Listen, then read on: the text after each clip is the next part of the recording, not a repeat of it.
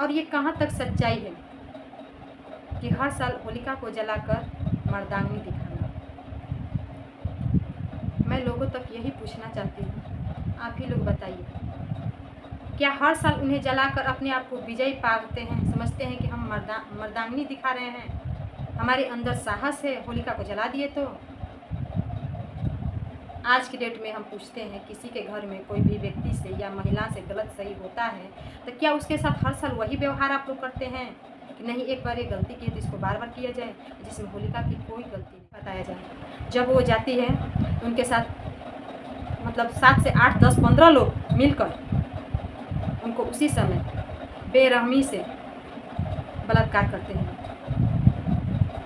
जब उन लोग का बलात्कार से पेट भर जाता है, मन भर जाता है, अब उन लोग को ये आता है कि इसका भाई जानेगा तो हम लोग को छोड़ेगा नहीं, मार डालेगा। उसी समय वो क्या करते हैं लोग, रात को हर गांव से मोहल्ला से गोईठा लकड़ी चुरा चुरा कर ले जाकर बीच में जंगल में होलिका को मतलब तोप कर उसी में जला देते। और प्रहलाद जो था एक मतलब गलत संग के साथ उनका गलत व्यवहार हो गया था, जैसे नशा करना, मतलब एक गुंडा बदमाश की तरह वो हो गया था।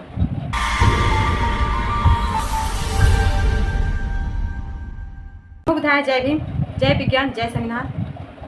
मैं बुद्ध विहार की उपासिका वंदना बौद्ध आप सभी से बहुत दुखद से हमें कहना पड़ रहा है, लोग आज खुशियाँ मनाने वाले हैं इस बात पर कि होलिका को आज हम जला रहे हैं, होलिका को जलाया जा रहा है।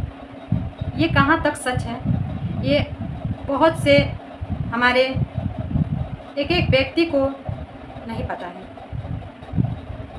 कि होलिका क्यों जलाया जाता है और क्यों जलाते, उसमें कितना सच है और कितना झूठ है। मेरा कहना है होलिका एक हिरण्यकश्यप की बहन थी और हिरण्यकश्यप हरदोई जिले के एक व्यक्ति हैं, महान व्यक्ति हैं।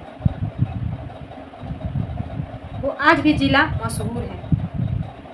जो व्यक्ति थे हिरण्यकश्यप वो हरदोई जिला के बहुत मशहूर व्यक्ति थे। उनकी बहन का नाम होलिका था और उनके बेटे का नाम प्रहलाद था। जो प्रहलाद लोग कहते हैं प्रहलाद को गोद में लेकर बुआ उनकी खुद जल गई। वो जल गई क्योंकि वो गलत थी, लोगों का कहना है ऐसा। तो हमें इसी तरह हमें एक काल्पनिक और अंधविश्वास दिख रहा है। किसी भी व्यक्ति को आज ही के दिन में, मैं कह रही हूँ आज ही के समय में, किसी भी पति पत्नी में प्यार ऐसा नहीं है कि झूठा है, लेकिन पति पत्नी को जलाया जाए तो क्या एक व्यक्ति जलेगा?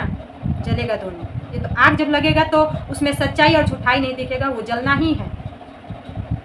वही बात है जो लोग झूठ बना दिए हैं कि प्रहलाद बच गया और उनकी बुआ जलकर राख हो गई। इसी खुशी में लोग होलिका दहन करते हैं और मनाते हैं बहुत खुशियों से।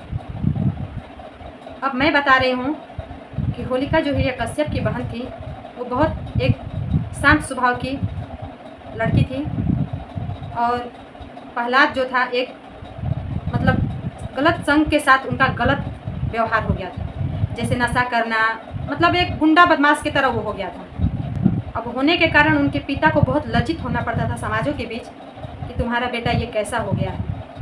गंजा भांग मतलब बड़े लोगों के साथ, बड़ी ऊंची जातियों के साथ मिलकर वो गलत व्यवहार अपना लिया था। उसकी वजह से उनके पिताजी उनको घर से बाहर कर दिए थे। प्रहलाद को घर से जब बाहर कर दिया गया तो उनकी माँ मतलब प्रहलाद की माँ बहुत चिंतित हो जाती थी कि मेरा बेटा कैसे खाएगा, कैसे पिएगा। कहा जाता है कि माँ का दिल एक माँ का दिल ही होता है। बच्चा कितना हो भी बदमाश हो, अच्छा हो, लेकिन माँ का दिल जो होता है वो समानता की ओर होती है। वही माँ बहुत परेशान रहती थी तो चुप्पे चोरी से अपनी ननद मतलब होलिका से भोजन भिजवाती थी रोज। और जब होलिका का शादी नज़दीक आया तो उनकी माँ बोली कि जाइए उसको प्रहलाद को भोजन दे दीजिए ताकि वो कुछ खा ले, इसलिए कि आप तो फिर आज के बाद कल चली जाएंगी अपने ससुराल। तो बुआ भी अपने भतीजे के लिए टिफ़िन में खाना लेकर जाती है और लेकर जाती है तो वो उनके दोस्तों से पूछती है कि मेरा भतीजा प्रहलाद किधर है। तो उसी में कुछ गुंडे बदमाश भी होते हैं, उन लोगों की होलिका पर बुरी नज़र पड़ जाती है। वो लोग क्या करते हैं कि प्रहलाद की बुआ को कहते हैं उस तरफ गया है, जंगल की ओर गया है, तो उधर गया है। ऐसे ही करते करते प्रहलाद उनको जंगल की ओर ले, वो अपने भतीजे के प्यास में, भतीजे के भूख में वो चली जाती है। उसको कुछ पता नहीं चल पाता है कि मैं कहाँ जा रही हूँ, इसलिए उनको भी दर्द होता है कि मेरा भतीजा है, भूखे होगा, और उनका दोस्त जो कहेगा वो वहीं पे होगा। लेकिन ये नहीं पता था वही ऊंची जाति के लोग उनको क्या कर, मतलब अब क्या बताया जाए। जब वो जाती है तो उनके साथ मतलब 7 से 8, 10, 15 लोग मिलकर उनको उसी समय बेरहमी से बलात्कार करते हैं। जब उन लोग का बलात्कार से पेट भर जाता है, मन भर जाता है, अब उन लोग को ये आता है कि इसका भाई जानेगा तो हम लोग को छोड़ेगा नहीं, मार डालेगा। उसी समय वो क्या करते हैं लोग, रात को हर गांव से, मोहल्ला से गोईठा लकड़ी चुरा कर ले जाकर बीच में जंगल में होलिका को मतलब तोप कर उसी में जला देते हैं। जब होलिका जल जाती है तो सुबह में उनका भाई ढूंढते ढूंढते मतलब पता चलता है कि कुछ बदमाश लोग थे जो अपने आप को आज के डेट में अब क्या कहा जाए महान कहते हैं, वही लोगों ने मिलकर हमारी बहन का बलात्कार किया और उसको पूरे गांव से गोईठा चुरा कर, लकड़ी चुरा कर जला दिया लोग। जब हिरण्यकश्यप को पता चला तो उन्होंने उन गुंडों को पकड़कर मुंह में कारिख पोत कर और पूरा अबीर से मुंह लपेट कर टीका लगवा कर गदहा पर पूरा गांव मोहल्ला गली गली घुमवा दिया। अबीर किसको लगाया जाता है? जिसमें वीरता नाम की चीज़ ना हो, वीरता कोई भी प्रकार की उसके अंदर है ही नहीं, उसी को अबीर लगाए। इसी तरह कहा जाता है वीर और अबीर। वीर का मतलब वीरता, अबीर का मतलब वो नहीं है वीर। तो होलिका के साथ ऐसा हुआ। अब उसी को लोग असलियत को छुपाकर और झूठा उसमें बना दिया गया कि होलिका गलत थी और प्रहलाद सही था, जो कि गोद में लेकर वो जल गई, जला दिया गया, जो कि प्रहलाद बच गया इसलिए कि सच्चे दिल का था। हकीकत क्या है उसके बारे में बहुत कम लोग ही जानते हैं।